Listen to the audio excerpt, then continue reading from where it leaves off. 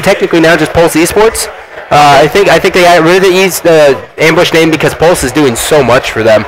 They were just like, we're just going to be Pulse Esports from here on out. But this is the first look of them at this event, and they have the new edition of Ola, where they dropped APG and picked him up. Dave, walk me through how you think. What do you think about that edition?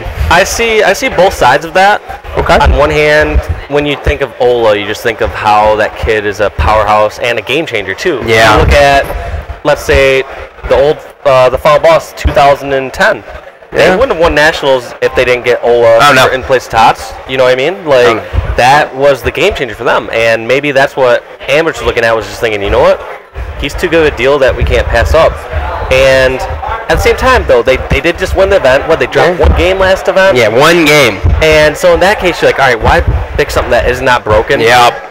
So it's really tough. I don't know what I would have done in that situation, because I've been on both sides of it. On one hand, I've stuck with the team FFA. That was my whole plan with that too. Was like when my whole goal, I was like, I want to team with Ogres because they were the best players. They're the gods. And I just remember I was like, all right, they're not gonna team us unless we beat them. And the first event we only dropped one game to them or something like that. And then the following event it went down to the final game or whatever, and we won. TS chill out. And after that, that's kind of playing on some of their emotions. I actually talked to Puckett and kind of got in contact with the Ogres, like talking about doing possibility of teaming me and Killer N, and then they did. But it was one of those things like, oh yeah, we won our defense. Why fix something that's broken? It's like, oh, because I envisioned something being so much greater with teaming with those guys, and maybe that's what they see with these guys. Maybe they're like, you know what, we're gonna have Ola and we're gonna be unstoppable. Yeah. Maybe there's some outside of the game factors we didn't see. Maybe they didn't get along as well with APG, even though they were doing very successful. So, but it's so tough. Yeah, I mean, you see, very tough. Because do you see a team out here that would have been picked up like that Ola would have joined and then been able to dominate Ambush? I don't know, because he went to Chicago. He went to Chicago with Kobe and Lunchbox. Lunch, Kobe, and Sargoth. Yep. And so that he probably would have ended up floating around there. I don't know. No, he would have floated to another team. I'm just thinking. I don't know if he. I mean, maybe Fnatic. Maybe would have been on the SQ squad in place of APG. That is true. It could have just been that sort of swap, and that would have been. They feared that. Yeah, that is a pretty monster team. But the thing that's crazy is, so I was talking to Ola last night, and our rooms are actually right next to each other. It's pretty funny. But so I'm talking to Ola, and he goes, "Dude, this is the first time I've ever teamed with anyone younger than me." And I was like. Like, my mind just was completely just exploded. I've had the opposite of that, man. Have I ever teamed with someone who's older than me? I have to think about this for a second. Actually, Dragon Spear? Yes, they would have been older than me. Dragon Spear and Corrosion. Yep. This is like the first couple Halo 1 events. Halo Nationals. I went to AGP 3 with that team. Yep. And then Halo Nationals, and both events were. One was 2003 and the other was 2004. Halo Nationals was the first time I actually played you in anything. Remember that? Me and Doug, 2v2s. You guys got the prisoner host, you and Dragon Spear. You blame me on the prisoner host? The prisoner host. No. That's pretty ridiculous. But the prisoner, no. But what ended up happening is Doug and I are running gunners. You know Doug. Strange Purple does one thing and he shoots. And he also gets in his own head. Oh yeah, he does. He's the biggest I've ever seen. Before the game, he was like, I'm going against Walshy. I'm going to need to shoot good. I'm going down to 4. And I was like, but I'll never forget that because you guys, you controlled rockets the whole game. And I was like, well, there's nothing we can do, dog. There's nothing. But yeah, so Ola was like, the thing is everyone he's teamed with, he's always looked up to in his scene. He had Roy and Lunchbox who were better than him in Halo 2. And then he had Ogre, who's obviously better. The oldest on this team? No, he's not the oldest. But just has someone younger, yeah. Formal. And so, but his thing is he goes, everyone I've teamed with, I've ended up looking up to in some of my career, and he's never looked up to Formal. So they had to do this whole team chemistry bonding him, just hanging out and getting used to one another. It was crazy. Yeah. I mean, I've never looked at it that way. I was like, it's Formal. I mean, he's a great player. I feel like Ola, but if it's it comes down to respecting, and that makes sense. I can see that with Ola. No, I mean, he is out since he was always coming up in the scene, always a very respectful guy, looking up to, I remember even him talking to me beforehand. This is before he got on Triggers Down original lineup. And he was talking about, because first off, this was before he made that big break. He was known as a free-for-all person, and he was not known as, all right, can this kid translate to 4v4? Oh, yeah. Because we didn't really see too many of those. A lot of the top success stories already kind of made it as far as free-for-all people, but he never had that 4v4 break until Halo 3 came out. Yeah. And so he was talking to me one time, and he was saying, you know what, I feel like a lot of these guys don't take me serious, or just I've gotten excuses from teams I was trying out for as far as being too young or immature. And I'm just saying, I was like, you know what, dude, like, you have the skills and stuff. Go tell them how serious you are. You can't just you can't expect people to think that. You need to go and be like, I'm willing to learn, practice. I might not be where I want to be at 4v4 teamwork communication wise, but I can get there. I have the skill. And you can treat look at all these other top people. Like, there's so many top players that went through the free-for-all scene that got recognized through there, or that were already top players and did well in the free-for-all. So it did have a high correlation of top players, being good in free-for-all and being a good team. So I mean, it's a pretty simple transition once you get the hang of it. But we are going into game number 1. We are starting this off on EDW Snipedown, who plays Boxer. He still plays Boxer. I don't get it. Freaking weirdo, man. You throw nades with right bumper with that. I'm not a fan. People just make me sick. Why not? Whatever. Anyways, here, Dave, Team Slayer on Haven, we've seen as I personally like controlling the streets and keeping the fights on the streets. How do you like to play this game? I'm just still baffled how he was able to get an absolute uncontested sniper there. We're talking about Team Slayer Haven here. That should be the #1 focus for both teams. And I did like that route that he took, though, because he was ready, prepared to take down that easy 1v1 if he, it wouldn't be easy, but equal 1v1 if someone challenged him from bottom blue. And then flanks around, and he didn't throw a nade like going top center. Like, he threw it, I don't know if he was throwing that nade always, like, throwing it over there expecting to get, like, someone weak, or if he heard a call out and just figured, all right, I'm going to throw it and hopefully help over at blue ramp. But he went over there and didn't give away his position and just got easy sniper, and that's just what surprised me. I'm not sure if a couple people got killed that we did not see on other screens, top center, and that's why he got uncontested, but I just saw him walk over there, take a shot once, and grab the sniper. And he's got a double kill, and he's already picked up a couple body shots. He's got 1 kill with the sniper. So that now he's going to be positioning himself top blue. His teammates now are shoving top middle. Oleg gets called on blue street, but the good thing about that is he gives that call out to Snipedown. He says, oh, get out of there, or rip face. He's in the perfect position to snipe too. So if you notice, he originally grabbed the sniper, and you do not want to be on open ramp with that sniper. It's a death trap there. So you push over to side street, and he first got over to the original spawn point because he realized, all right, we spawned here. We got maybe only a kill or 2, and realized that unless they got easy flank spawn, he was going to be safe there. So he went over there, and then once he realized he didn't have teammates over there with him, he rotated all the way over and pinched on closed ramp, and then moved all the way over blue. Now, I'm uncertain of why going bomb center here in this case, because I see him being wanting to get closer to teammates, which is very smart. You can usually never go wrong with that, but you saw how he was able to hold it down on his own at the top of the blue ramp. They have to come to him. He can get those easy shots, blue hall, or else if someone goes below him, he's going to have that height advantage, and he has such a great VR that he shouldn't lose that fight 1v1. And that's the thing a lot of players don't realize about Snipedown. Snipedown's shot is, he is so good, but I mean, he's known for his accuracy, and now since he can't get knocked out of scope, like, Snipedown is a force to be reckoned with. Like, you have to take your time, you have to play it well, and I love that route, Dave. Jumping from wing to plat, it's considered a flank in its own way, because people just think you're going to drop off. Yeah, and generally, I mean, that jump first evolved going all the way to open, which did make a big difference, but when you make it there and you get to top center from not being as vulnerable, think about that. Like, him going to top center right now, jumping from the broken bridge, is so much more vulnerable than doing this jump right here. I mean, he missed it right there, or maybe he intended to go down there to finish this fight, but it is such a different route. Like, it's that small, minute difference that sets apart these top pros, because you're not going to see that person coming across. If you get shot, you're not going to be getting killed. So, when I'm watching this right now, Dave, you got to be impressed with, Snipedown, obviously, because he's on the screen, but Formal and him they're just a ridiculous duo. They are just slaying everything. I think both of them have 9 or 10 kills apiece. And it's ridiculous when you can put it that way too, and you're like, oh, they have some slaying power with Snipedown and Formal, and you don't even mention Pistola. Yeah, that just goes to show how scary this team is when it comes to individual talent and so much power, so much powerful slaying. Yeah. But that's the same thing if SQ would have picked them up, and I think that's honestly what they were afraid of. Because think about Enable, Snakebite, Ola, and then you put him with the team leader like Flamesword. Like, I mean, that's a scary team. Yeah. So that could have gone into factor.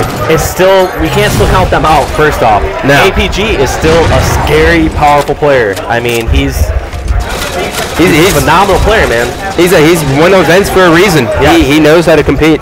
We're taking a look here at the base. We do have Sniped pushing bottom middle here. He does have the DMR. He's taking shots from behind that ridge side. He turns around, challenges. He's getting a little bit cocky. And I'm taking a look at the score here. Their lead has been cut down to 7. That's been as small as 4. Yeah. But, you know, you got to wonder, is Ambush going to get lazy? And I wouldn't consider him lazy. We're not going against a bad team here by any means. I mean, we're talking about some very seasoned veterans like Frosty, Straight Sick, Aries. All these people have been to multiple events. I've landed with Aries multiple times. He's very underrated in many cases. These are a lot of these players that a lot of people don't know as much in the pro scene, because they aren't, you know, they aren't in like the finals or something, or, you know, usually top 4 or anything to that extent, but they are always consistently placing pro, and they're a force to be reckoned with. I mean, I've gotten knocked out multiple times in these past seasons by like Frosty's squad. It's just, they're very solid players, so. Oh! I thought he was going to get it. I really did.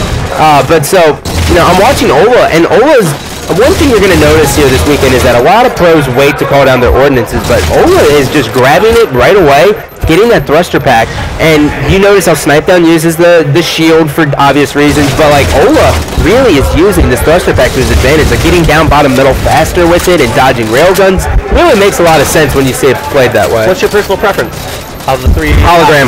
I like hologram. I like the decoy.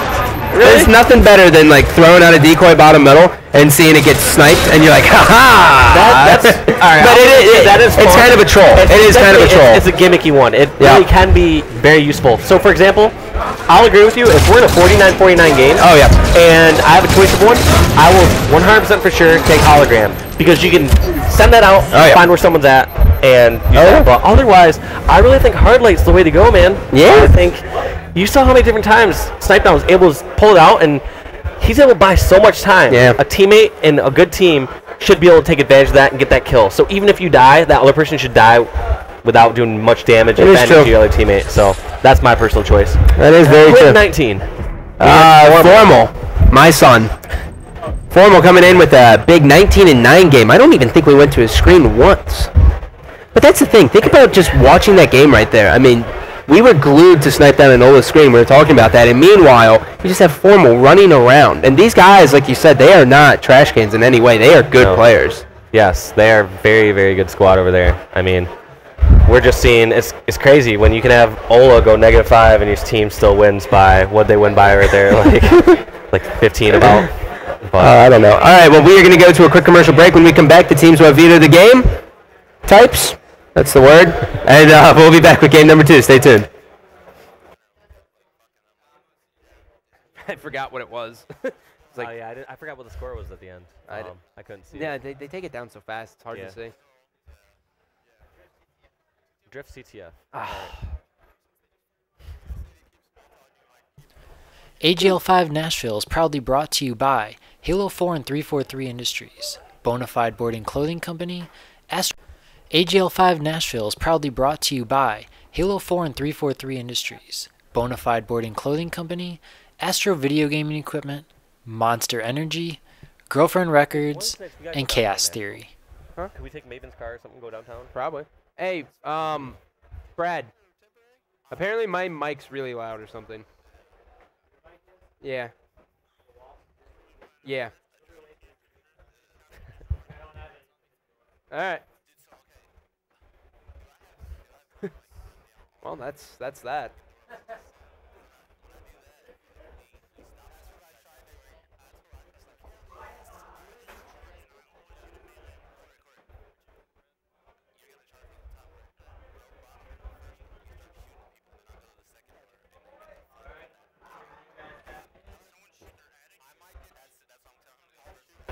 Welcome back, ladies and gentlemen. I realized I was eating my mic, apparently, so fix that out. So we have game number 2 coming up. The chat will always let you know what you're doing wrong. Oh, always. Courteous way. Yeah. Please, for the love of God, move your mic away from your face before I kill you. Could someone kill Gandhi right now? That'd be so much easier than him turn down his mic. Could someone please shoot Gandhi with a gun right now? Oh, man, I haven't laughed that hard since I was a little schoolgirl. But we're going into game number 2. Capture the flag on a drift. Dave, why do you like this game type? Well, how do you weigh in on it? Because for me, when I'm playing it, it's so hit or miss, you know? It's crazy because you can go through some of those spurts where you get rockets and snipers and not get a single cap, and then you'll have these times where both teams are being aggressive and you're on the other side of the maps, and you'll have these, each team's running the flag, and that seems to be where a lot of caps happen, where teams are running smart counter caps. But let's see how right off the break where people are going. Looks like they're giving formal to the right side sniper. Yep. Yeah, normally what ends up happening here is because you have such a quick route through your basement that you go and get the enemy sniper. Okay. And then what that does is it gets you a flank, but it's so predictable, right? Yeah. And so the rocket guy, if you win that rocket battle, you're going to kill a sniper too, and then you're going to have the power weapon. So they're off to a very good start here. It is smart to go for rockets. It seems like they overloaded rockets, whereas it just seemed like they only sent formal for just one of the snipers. So I'm just still a little confused about that. I mean, yeah, it seems like you always want to send out for one snipe early. That way, in case rockets do not go well, or you can always help rockets after you grab that sniper. Yeah. So, well, we do have rockets in the hand of Ares, and Ares is a player who kind of made his splash very quickly. He kind of came out of left field, and then there was a lot of hype about him going into an event, and then I believe he finished top 8 a couple times with Frosty in the squad back in Halo Reach. Yeah. So he's definitely a player to look out for. I land with him multiple times in Halo 3, so our Carbon squad, we would always land against it would be like Ares, Jesse Peace, and just all those guys, and they were great practice. I mean, it just seemed like they were one of the squads that either didn't get the best brackets or just didn't seem to perform as well, because they would do, some great games against us when we were landing. And they always had different squads too, and that's one thing that a lot of people don't appreciate, how difficult that is. Going from different squads from event to event. You gotta get reacclimated to a new teammate, new call-outs, to what you want to do on each map and game type. And it's crazy how one player can change that too. Like, you'd be like, alright, this was our best game type, and then this person left, and now we suck at it somehow. We're missing that one factor. Yeah. Or else, same thing, like, oh wow, we used to somehow be so bad at this game type, and now we're just somehow winning it all the time. So, well, that was kind of the success stories back when you look at like Halo 2 with Carbon and Final Boss. Like, we picked up Dostoyami and we were really good at capture flag on Warlock. Yeah. And then you guys picked up Strong Side, and then you guys came back and you were so dominant on that game type, as well as Beaver Creek. And you guys lost Beaver Creek to us. Was more so. I remember losing that. So I remember losing that 2 or 3 different times to you guys in tournament, and it being a very pivotal match, like being the last game of obviously Nationals, being, I want to say, last game of the New York playoffs. Yep. And that one I was just like, all right, I've lost this game type too many times. I want to break this down perfectly. I want to learn how we can never lose this game type ever again. And that really was one of our goals in the off-season, was like, that game type, those losses on that game stung so badly.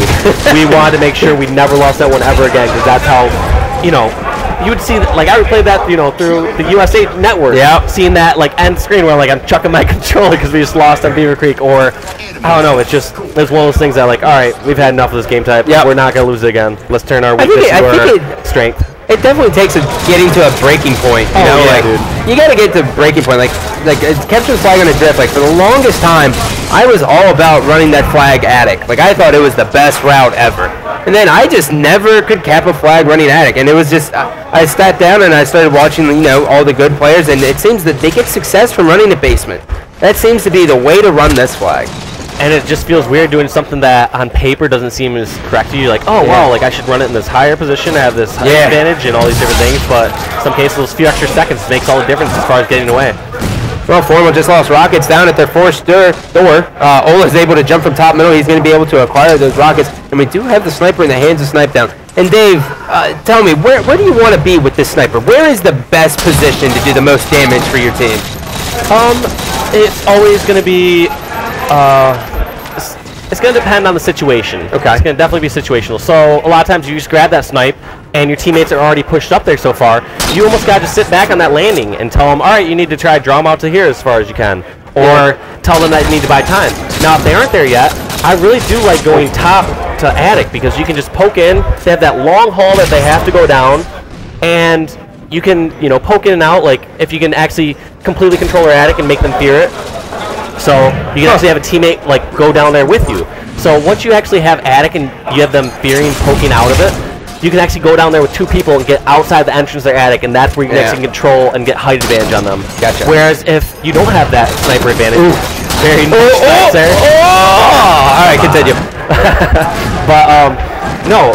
Whereas if you don't have that advantage, like even if you have 2 people going with you, someone can peek out and like see you're coming and actually let his teammates know and give them a warning before you're actually outside that door, and that means either you're gonna get grenaded, either you can get more than double teamed on and actually getting taken down. Whereas if you can actually surprise them and get 2 people over there, have that high advantage on their base, you can actually control their base, and once you have the high advantage there, you're gonna be set. Gotcha. Formal picking up a killing spree here. He is putting on quite the clinic with the sniper. He seems to be always in the right position at the right time as he's going to be moving on the train. He's going to play this a little bit slowly as a teammate helping him out to snipe down. He's going to get a grenade kill. Oh, just missed it. Got a little greedy. You want the headshot. Yeah, he did want the headshot. You got to take the body. Your teammate died. There's nothing wrong. Oh! My God. That was filthy. Just as we were giving him flack. You know what, man? You can just go for the headshots. Do your thing, man. Don't listen to me. Yeah. We're old. We don't know what we're talking about. This is before people could aim, man. So, yeah. God, that was I can't believe he hit that shot. It was like mid-thrust.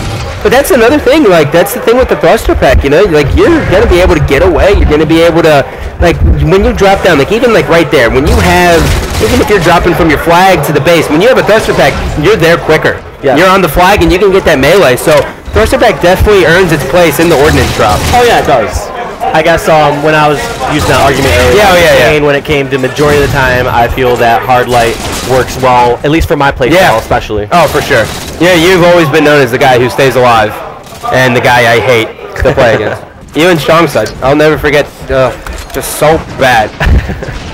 Anyway, jumping on board with Richie Hines. Richie Hines is a player who is probably the team captain on this squad. When I look down at paper, Richie Hines has probably the most event wins. He is not a national champion like Ola or Snipedown, but he's definitely the vocal leader on this squad because I feel like it's always the objective player to be the.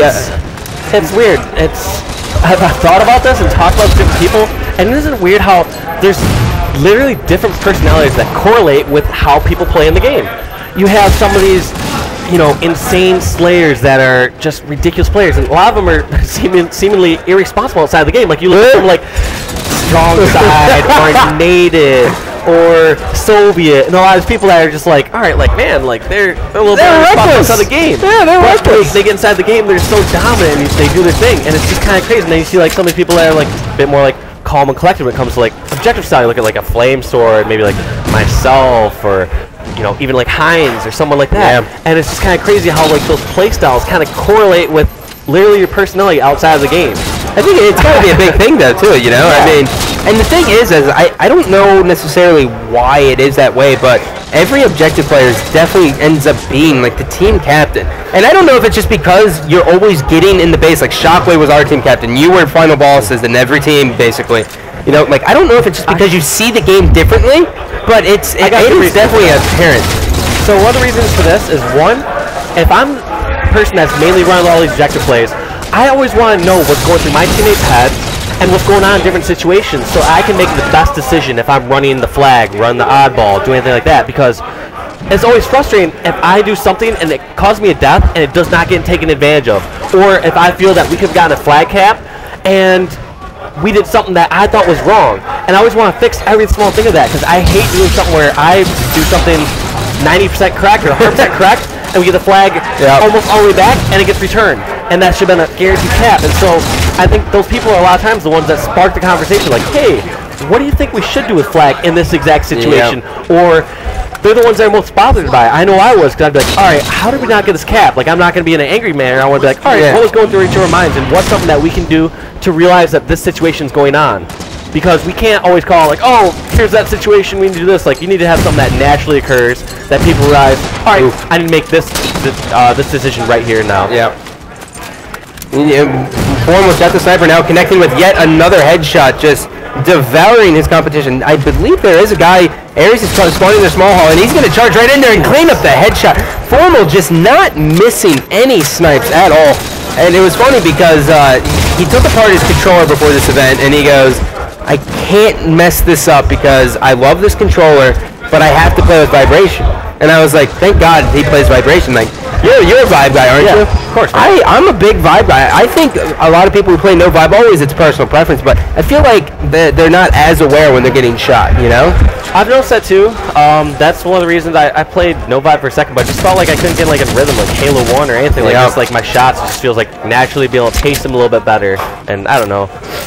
It always comes down to personal preference, but I mean, you got to think it's probably an advantage to do it, because if you're always sniping, you don't get knocked out of zoom. You're not very cautious of your shields, but you can feel getting shot. Yeah. So that can kind of help you out with that. Yeah, I don't see vibe or no vibe. Well, I don't see vibe ever knocking my shot, like making it more shaky. I don't ever see that. Now I can see possibly like panic style, where a lot of times when I take a lot of damage, I'm very likely to maybe miss more shots and panic and like try to like hit those shots. But I don't know. I don't really see vibe ever having an effect on making me miss more shots outside of that possibility.